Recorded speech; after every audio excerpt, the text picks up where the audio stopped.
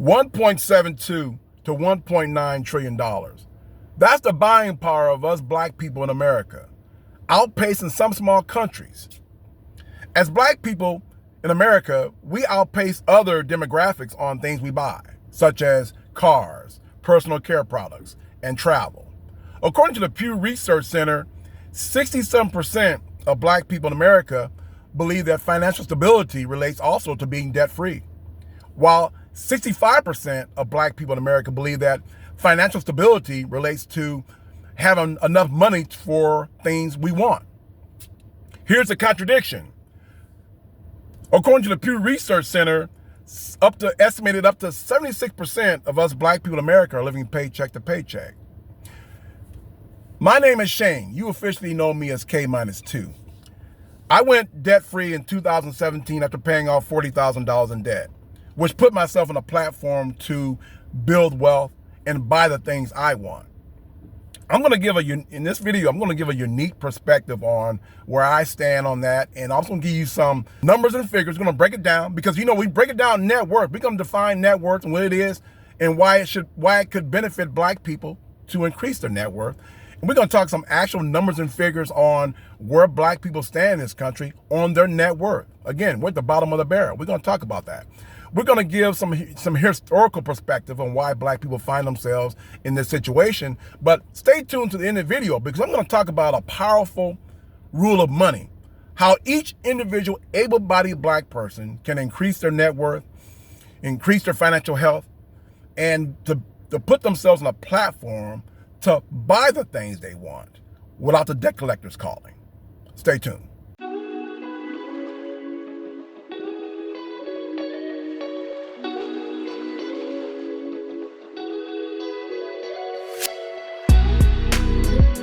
And welcome back to the Kminustwo Financial Health channel. If you're new to the channel and like what you get ready to hear in this video, I'm asking you to do one important thing. Share this information, this very valuable financial health information with someone you care and love. You believe they can use this information to their advantage going long term. Who knows? Maybe you can too. So if you're new, I have documented my journey, my financial health journey, straight from my financial health journals. I have documented my journey from 2013 when I was $40,000 in debt up until 2017 when I paid off $40,000 to go debt-free. And since that time, I've also been on this channel documenting my journey along the way to build wealth. From this channel here, I've given out tips and tricks, financial health tips and tricks that may help you guys out as far as what you can use in your financial health journey. Also along the way, by looking at my videos on this particular channel, you can see my journey. You can see, what I'm into. You can see my purpose is to help people out there. See, it's not enough for me, guys, to be debt-free. It's not enough for me to be building wealth, and my wealth is over $100,000 and growing. It's not enough for me to have great or better financial health I had when I started the journey back in 2013. My purpose right now, as I live on this planet, is to help you. It's to help your mother. It's to help your brother. It's to help your cousin. It's to help your wife. It's to help your husband. It's to help people around you, your neighbors. It's to help you, people and you to better financial health. No matter if you're white, you're Asian, you're mixed, you're whatever color or creed you are, orientation, or what makeup you are, orientation you are. My purpose now is to help as many people as I can get to where I am, better financial health, and put yourself on a platform to build wealth, because that's what it's all about in this country, right? So according to the U.S. Census Bureau, check this out. Black Americans represent 13.7% of the population. But according to Pew Research Center, black people only represent 3% of the United States wealth. Only 3% total. Why is that? Let's break off into more statistics from the Pew Research Center, all right? Black households' median net worth in the United States has a range between $27,000 up to $44,800. Now, let's break it down as far as Hispanics. What is their median household net worth? It goes from $48,700 up to $62,000. White people's median household net worth in the United States goes from 250,000 up to 285,000. Quite a difference, right? So why did I use average versus median? See, median plays a bigger part in this picture because it more typifies what the average American makes, right? The average is more skewed to the top. So let's break down average, right, real quick. So average says you take the 5 people and add up the total number and divide it by the 5 people, right? In this case, let's go ahead and break it down net worth. Let me give you some examples of net worth, right? 5 people's net worth. The first person net worth is $0. The second person's net worth is $10. The third person's net worth is $20. The fourth person's net worth is $30. But the fifth person's net worth is $1 million. So let's divide that up, add it up, and divide it, right? So the total, after we divide that, is $200,000, $200,000 plus, 200K. Now, is 200K representative of all the 5 people? No, all right? The only one that closest to represent is the fifth person. The fifth person's got $1 million net worth, right? So most people on this list have zero net worth or a very small net worth, okay? That's just give you an example of how the average skews the numbers toward the top, right? Let's talk about median.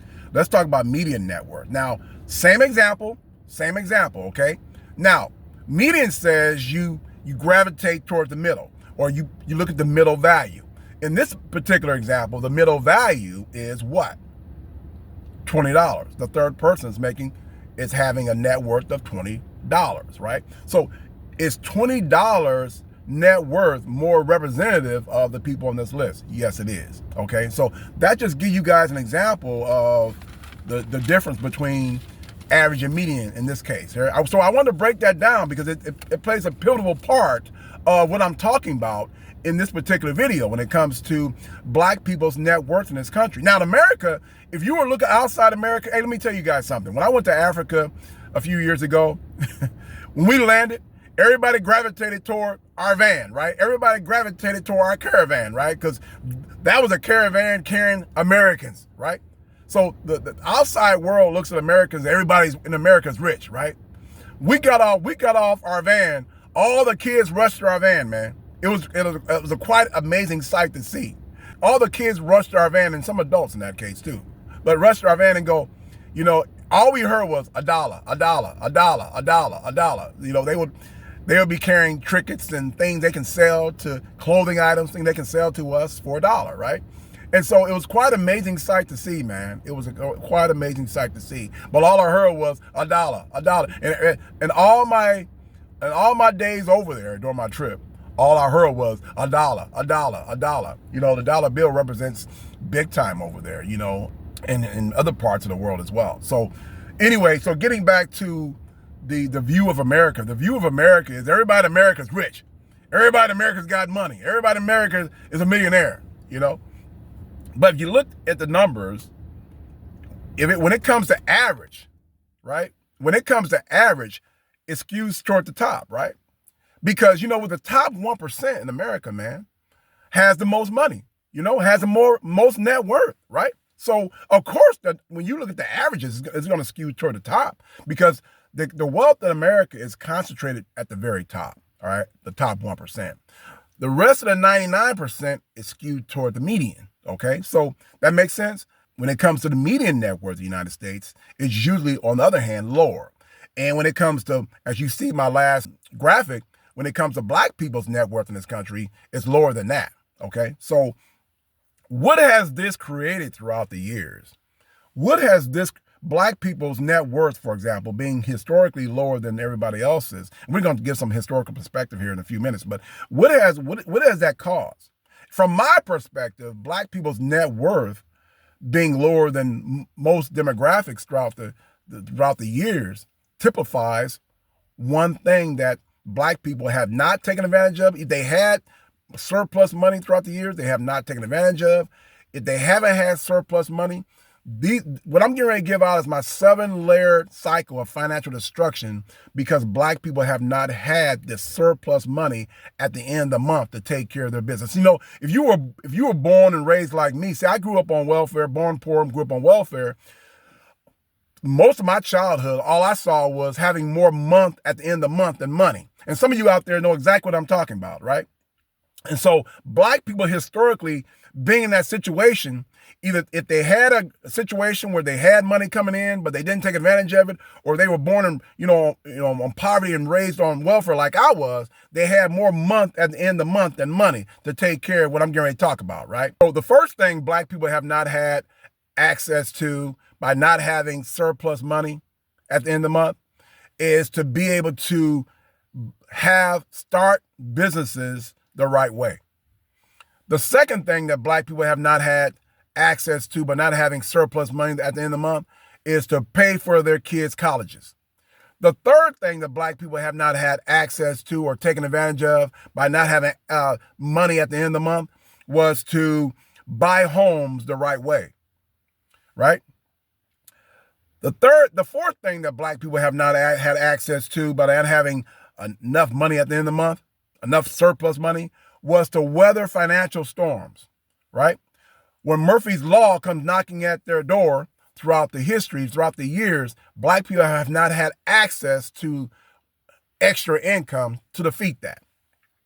The fifth thing that black people have not had access to or taken advantage of by not having surplus money at the end of the month was to be able to invest in the stock market, right? The sixth thing that black people have not had access to or taken advantage of because they haven't had surplus money at the end of the month was to invest in themselves, right? To gain knowledge, to invest in people in their household, to invest in people in their community, to invest in people around them, right? Their neighbors, right? So to give back, for example, right? So the last thing, the seventh thing that I see that black people have not had access to historically as a group to be able to take advantage of because they have not had surplus money at the end of the month was to be able to pass on wealth to future generations, right? In a mass, quantity, right? And also by not being able to practice wealth building, by being able to practice taking, telling your money what to do and taking that money and building wealth, they haven't had to practice. Well, if you don't have to practice, you can't gain the knowledge of having to practice. So not only not being able to, transfer the wealth, but also being able to transfer the future generations the knowledge, the practice to pass on, right? With that wealth. Okay, so that is my 7-layered, cycle for black people throughout the years of not having, surplus money at the end of the month, financial destruction, right? And so what are some of the historical factors involved with that, right? What are the historical factors that have placed black people at the bottom of the totem pole when it comes to building wealth, right? So we can list a number of things, right? Everybody knows, most knowledgeable people around the United States, around the world for that matter, when it comes to black people's plight in America, know the disadvantages and the plight that slavery caused on black people going forward, right? So we can tie in the numbers of what slavery did to black people's, plight on building wealth in this country, right? You can correlate the two, right? We can talk about other things as well, unequal employment practices throughout the United States history. We talk about a concept called redlining and the Jim Crow laws in the United States, right? Having unequal access to capital startup businesses, throughout the history of black people. So we can talk about all these things, right? I want to concentrate on two.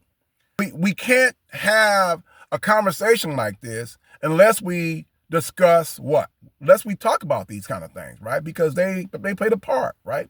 We can't bypass it. We can't skirt it. We can't, we can't front and go, we're going to jump over that. We have to discuss these kind of things, right? We have to, for young kids living today, for you young kids living today and kids in the future, it's important that you understand this history, all right? It's important that you understand. Google it, all right? No excuses, right? No excuse for you not to understand this history, right? Because if you Google it, you'll learn about things like redlining, for example. You'll learn about the legal practice of redlining, right? You'll learn about, the United States government, other agencies, and other institutions years ago, decades ago, actually color coding maps around the United States of 200 plus cities. And within these neighborhoods, the neighborhoods are marked red and green, right? The green neighborhoods were the quote unquote good neighborhoods, right? They were the quote unquote good neighborhoods that you can go do a business in, right? You can go sell and buy and sell real estate, properties, houses, right? You can do that, right? You had access to financial services. You had access to, mortgage insurance, for example. On the other hand, some neighborhoods across the United States in these 200 plus cities were marked in red. They were deemed hazardous or bad neighborhoods. They were deemed neighborhoods you couldn't do business in. You couldn't buy and sell homes. You didn't have access to financial services or mortgage insurance, for example, to go get a mortgage, right? And it just so happens that most of these neighborhoods were populated with black people who look like me, right? And some of you out there, all right? So you have to understand it was a discriminatory, illegal practice where institutions around the United States practice that kind of thing on black people, right? Black neighborhoods, for example, right? And to limit or deny black people access to having a home ownership, right? And what were the effects of that? Historically, what were the effects of that? Well, if you can't have a home ownership, you can't build equity. You can't transfer that equity to parlay that equity to wealth, right? And if you can't parlay that equity to wealth, and home ownership has, as the years go on, your home increase in value, you can't take advantage of that. That wealth you transfer never happened, right? So you can't transfer. Historically, black people have not had access to transfer that wealth to future generations. All right, so that's been the impact.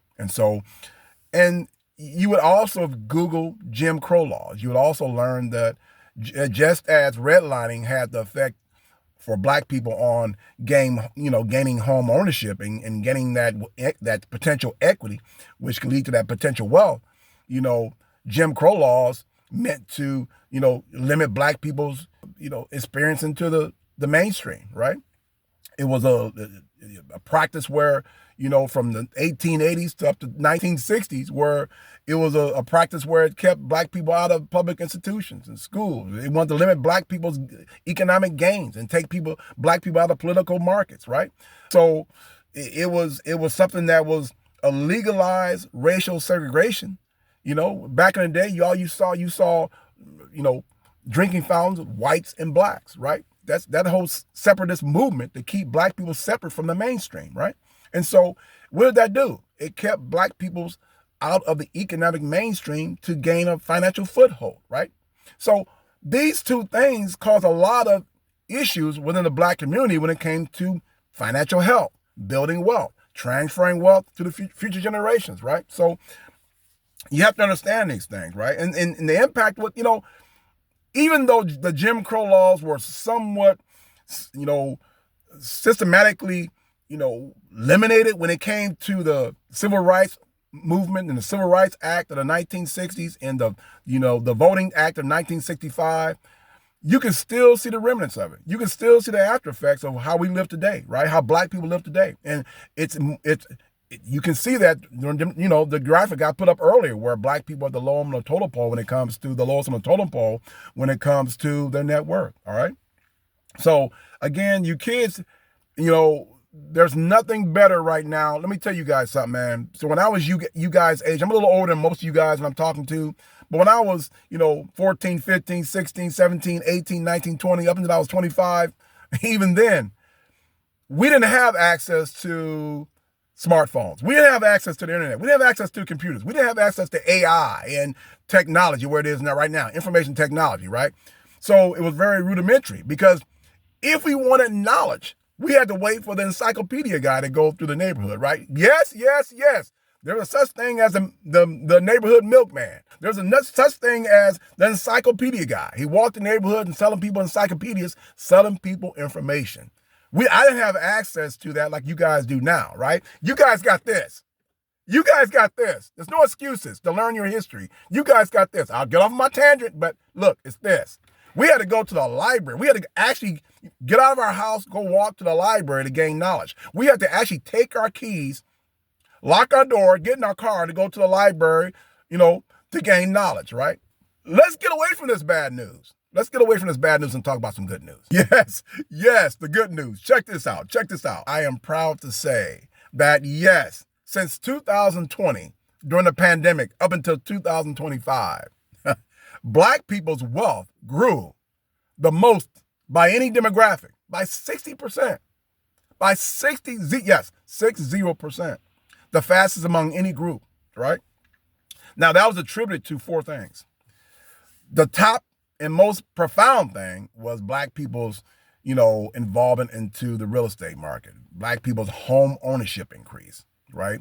And so that was the majority of it, 43.8% of it. The second thing that attributed to this was Black-owned businesses, right? Black people starting and maintaining and growing their own businesses, which accounted for some, even on a smaller amount. The third thing that I saw that attributed to this was Black people's involvement into the stock market. More Black people involved in the stock market, which, look, for a guy like me that was late to the game, right? I started at 45 years old. I didn't really get all into the stock market until I was damn near 48, guys. And I'm 58 now. I mean, so I've had 10 years into this thing. But I'm very happy to see that. We need more of that. We need more Black people being involved and putting their money in potential, things that can grow their money, right? So we were more involved with that, even on a smaller scale, but that attributed some of that. The fourth thing was, back in 2023, the Black unemployment rate in the United States was 5.5%, the lowest on record. So all these things is very encouraging to me. It's good to see. Now, but let's ask the question, okay? How can we as Black people take advantage of this? How can we as Black people take it to another level? How can Black people in America, like myself and you, take advantage of this and build on this so we can get to the platform where we all can rise up? We all can rise up, increase our net worth by each individual Black person in America. Let's think about this. How can we, each individual, do what we got to do and increase our net worth to put ourselves on a platform to be able to have that option of being able to transfer wealth to future, to future generations, right? So how can we have a better share of the wealth in America than more than 3%, right? For me, we can't keep talking about households. We have to go to each individual able-bodied Black person, right? I'm not talking about, yes, we have made some gains in this country. We know about, we're not just talking about Michael Jordan. We're not just talking about Oprah Winfrey. We're just not talking about Tyler Perry, right? When we talk about these kind of things, we have to, use a broad perspective, right? As a group, as a whole, right? The most people in the 99%, for example, we got to raise them up to the point where we take it to to another level and to realize that. So it starts with each individual. Now I'm going to give out my remedy. I'm going to give out my solution, what I believe. Now my opinion. I believe that this can happen if each individual able-bodied Black person take advantage of the number one money rule in accumulating money, and that is live on less than you make, right? We talked earlier in the pre-video how Black people make more than some small countries. We have a higher GDP than some countries out there, right? So, but we spend a lot of our money on cars. We spend a lot of money on personal care products, right? We spend a lot of our money on that we don't need to be spending on travel, right? To look good for other people, to floss, right? To keep up with the Joneses, right? To make ourselves look good, right? But this solution, keeping money that you make, right, and not spending it all, taking that extra money to fund things you need to be able to put yourself on a platform to build wealth. Now, this is paramount to people who are in debt. You take the money you take the money you make, you spend less than that to fund yourself, to learn knowledge, to gain knowledge, to build up yourself, but also pay off the debt. and more in particular, consumer debt right there. You know, car loans, credit cards, for example, right? Because most of those kind of loans have higher interest rates that are burying you right now. You can't find yourself out because the interest just keeps stacking up on you, right? You're drowning right now, right? So you keep, no matter who you are, no matter what your makeup is, right? You have to understand, no matter if you make minimum wage, 15, 20, $30 an hour, right? You have to understand this concept. You go make the money and you spend on less than you make. Now, during my video career on this channel, I've given out tips and tricks. You guys are welcome to ask me questions. I'll leave my personal email down below. You are welcome to ask me how I got here, how I went from poor, welfare, broke, to now building wealth into the six figures. You're welcome to ask me how I did it. But I've also left tips and tricks videos on here. You're welcome to go back and look at those. Now, you live on less than you make to be able to invest in yourself, to invest in people around you, to invest in family members, neighbors, your community. You live on less than you make to have that extra money to invest in a business idea you may have. You live on less than you make so you have surplus money to help your kids in their colleges. You live on less than you make to have excess money and surplus money to what? To invest in real estate, home ownership, right? To gain that equity, right? To transfer that equity, hopefully, to wealth to the future. You live on less than you make to have access surplus money so you can do what, right? To invest in the stock market, to put yourself on a platform to go risk that money to make more money, right? You live on less than you make to have surplus money so you can have one of the most important things out there for not just black people, everybody, right? Emergency fund, right? My mother used to say, man, it's always something. It's always something. It's always something, right? That always something usually was Murphy's Law knocking on our door again, right? See, Murphy's Law, guys, life's little baby bugaboo, Murphy's Law, knocks on your door, loves to circle around your house because he knows that when people are out there struggling financially, they can't tell their money what to do, right? They systematically are destroyed by financial health in this country. Murphy's Law loves to circle around your house, loves to knock on your door because he knows that you're the ones that he wants, right? So, yeah, your emergency fund is very important, right? And so traditionally, not just black people, but people as a whole have a hard time with putting extra funds away because life is going to happen. Life is going to happen, guys. Look, quite honestly, life is going to happen for me. Being six figures in net worth is always going to knock on your door. Life is always going to come at you. Whether you have $1 million net worth or $5 million net worth, $100,000 net worth or $5 net worth, life is going to happen. Life's going to be happening, right? So it's important. But the last thing is black people lack of money at the end of the month, black people's lack of not telling their money what to do, not having access to keeping the money they make, and not being able to put themselves on that platform. It affects their ability to transfer wealth to future generations. But not only that, you have to practice and gain that practice of that knowledge of building wealth. You haven't had to practice the mindset, the knowledge to pass on as well. So those are the ways that we can take advantage of the momentum we have right now. And we can start as a group keeping more money that we make to build ourselves as a whole, on a platform to do these kind of things, right? So I hope that helps you guys out. That's my number one remedy. And as black people, man, we cannot keep focusing on, 40 acres and a mule anymore. It's been 400 years and we keep talking about we haven't got our 40 acres and a mule. We haven't got our reparations, right? It's my opinion that we can't keep focusing on reparations, guys, all right?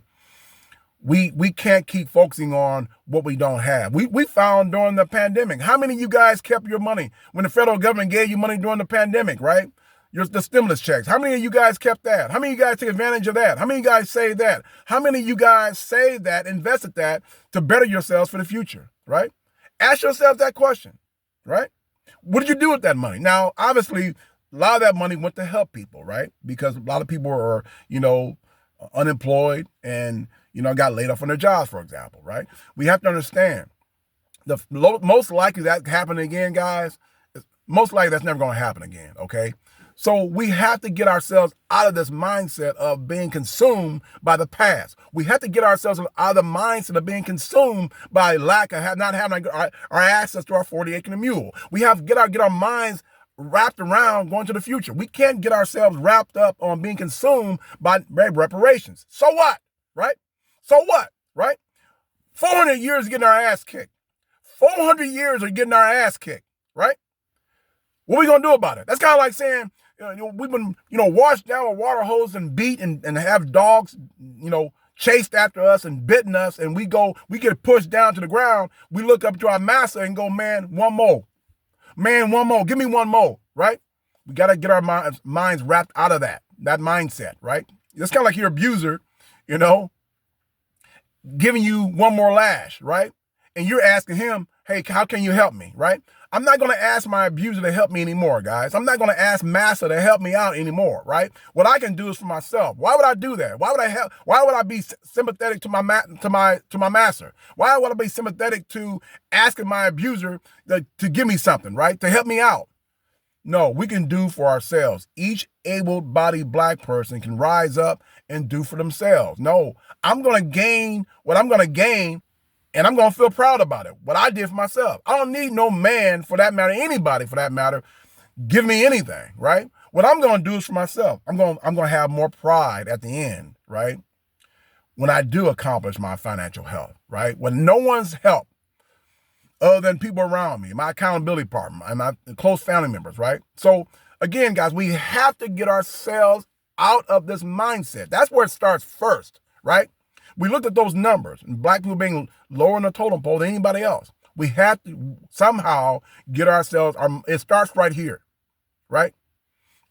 It starts right here. Not having that consumed nature about the past. We can't, sure, we don't forget about the things I just mentioned, guys. We don't forget about redlining. We don't forget about slavery. We don't forget about Jim Crow, but we can't focus on it. We can't be consumed our whole lives about getting something from the past. Again, stuck in the past means you can't move forward to the future, okay? So that's just my personal opinion for our 40-acre mule conversation about reparations. I don't want no part of it. I'm good with it, all right? My life, it should be an example for you. I achieved in my life by me working. No one else helped me. I did this on my own, right? I was born poor and raised on welfare, and I got to this point. If I can do it, I'm no smarter than you, for example, right? I'm definitely no smarter than you guys, most of you guys out there, right? So if I can do it, you guys definitely can do it. If I can help you, email down below. Give me your comments on what I just said. Give me your comments and drop it in the comment section down below. What do you think about that? What do you think about reparations? What do you think about 40-acre mule conversations? What do you think about, where we are, where black people stand right now as far as their net worth in this country, all right? Let's rise up, man. Let's take it to another level. All right? Raise the bar. Only then can we toast to ancestor stars. Peace.